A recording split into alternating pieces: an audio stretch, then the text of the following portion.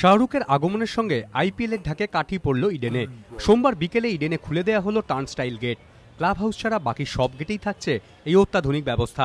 এদিন 15 নম্বর গেটের টার্নস্টাইলের উদ্বোধনে হাজির ছিলেন পুলিশ কমিশনার এবং সিএবি সভাপতি জগমোহন ডালমিয়া। দেশের বেশিরভাগ মাঠে আগেই চালু হয়েছিল এই ব্যবস্থা। ইডেনে এবারের আইপিএলেই প্রথম।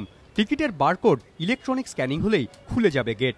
সুরজিৎ কর পুরকায়স্থের দাবি, এই স্বয়ংক্রিয় ব্যবস্থায় জাল টিকিটে প্রবেশ অসম্ভব।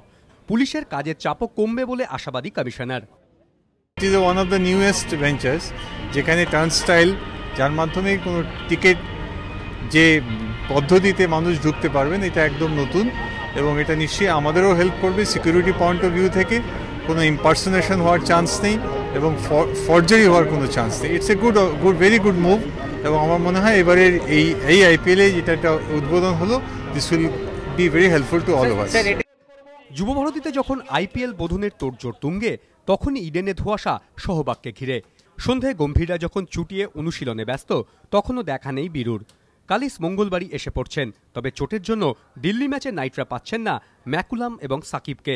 আকরামের অনুপস্থিতিতে সামি লাড্ডাদের মতো দলের উঠতি পেস বিভাগের সঙ্গে নিজের অভিজ্ঞতা ভাগ করে নিলেন ব্রেটলি।